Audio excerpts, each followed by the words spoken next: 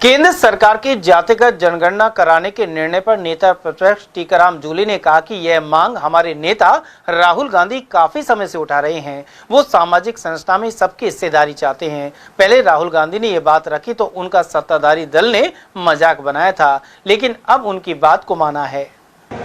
देखिए, आज जो केंद्र सरकार ने जातिगत जनगणना कराने का निर्णय लिया है, ये डिमांड हमारे नेता आदरणीय राहुल गांधी जी काफी समय से उठा रहे थे। वो चाहते थे कि जो सामाजिक जो संरचना है इस देश की, वो इस प्रकार से बनी हुई है, उसके अंदर सबकी हिस्सेदारी, सबकी भागीदारी होना बहुत जरूरी है। और सब लोग मिलके अगर उसमें काम करेंगे, सब लोगों को बराबर हिस्सा रहेगा, तो देश और मजबूती के साथ आगे बढ़ेगा, तरक्की करेगा।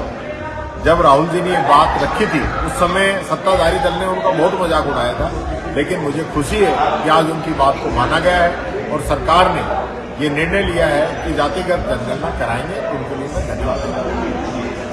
उधर कांग्रेस नेता अभय सैनी ने कहा कि प्रधानमंत्री नरेंद्र मोदी ने जातिगत जनगणना कराई जाने का निर्णय लिया है। जाति के जन आधार पर ही यह नीतियां बनाई जाएंगी। इसके अलावा प्रधानमंत्री नरेंद्र मोदी को आतंकवाद के खिलाफ भी कार्रवाई करनी चाहिए। उन्होंने बताया कि आतंकवाद के खिलाफ सरकार को कड़ी कार्रवाई करनी चाहिए।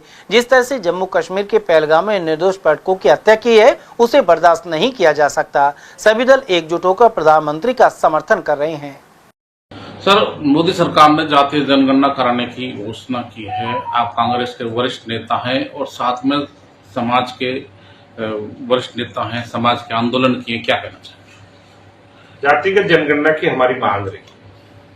भारत के प्रधानमंत्री जी ने भारतीय जनता पार्टी में लोकसभा में इस पर विषय पर एक लंबी चर्चा के बाद भी उन्होंने इसकी घोषणा नहीं की थी। लेकिन वर्तमान में जो देश के हालात है, आपके सामने देश में आतंकी हमले हो रहे हैं, देश की वर्तमान की आर्थिक स्थिति बड़ी कमजोर हो गई है। इस आतंकी हमले को कैसे लोगों के मन से हटाया जाए, उस समय पर यह जातिगत जनगणना की घोषणा की है। हमारे नेता आदरणीय राहुल गांधी जी ने आम जन की बात को समझकर, भारत जोड़ो यात्रा में चलकर, उन्होंने देश के रीति रिवाजों को समझकर और वर्तमान में जो कुछ चुने लोगों का अधिकार भारत के राज्य के ऊपर जिन लोगों का है, एक तरफ तो हम प्रजातंत्र में कहते हैं कि जिसकी जितनी संख्या भारी, उसकी उतनी राज्य में हिस्सेदारी।